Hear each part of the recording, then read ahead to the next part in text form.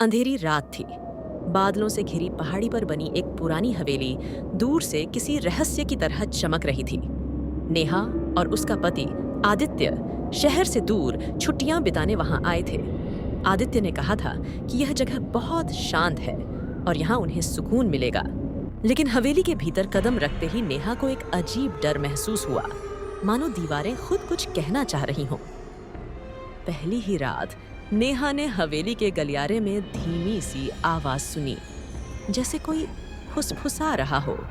उसने आदित्य से कहा। सुनो, तुम्हें भी कुछ सुनाई दिया? आदित्य ने हंसते हुए टाल दिया। अरे नहीं, ये सब तुम्हारा वहम है। लेकिन नेहा का मन मानने को तैयार नहीं था। कुछ दिनों बाद नेहा ने छत पर आदित्य को किसी अजनबी से मिलते देखा। अजनबी बोला, तुम्हें बस समय पर मोमबत्ती जला देनी है और काम हो जाएगा, बाकी सब मैं संभाल लूंगा।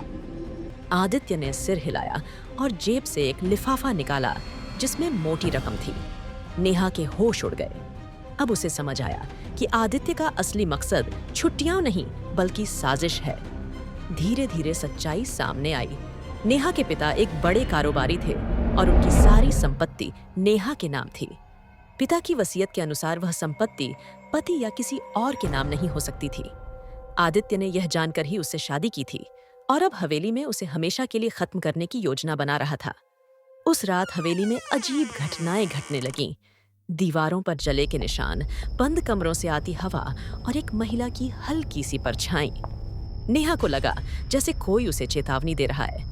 वह परछाई दरअसल उस हवेली में कई साल पहले मरी अनामिका की आत्मा थी। अनामिका की मौत भी धोखे से आग लगाकर की गई थी। अब उसकी आत्मा न्याय की तलाश में भटक रही थी। अनामिका की आत्मा ने नेहा को हिम्मत दी। नेहा ने साहस जुटाया और आदित्य व उसके साथी की बातचीत चुपके से रिकॉर्ड कर ली। अगले दिन वह सबूत लेकर सीधे पुलिस तक पहुंची। पुलिस की जांच में आदित्य की चाल पूरी तरह सामने आ गई। उसे और उसके साथी को गिरफ्तार कर लिया गया।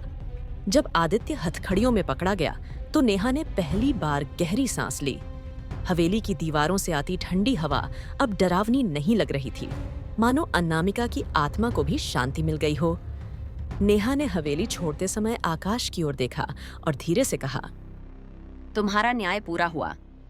जवाब में एक हल्की मुस्कान जैसी हवा ने उसके चेहरे को छू लिया।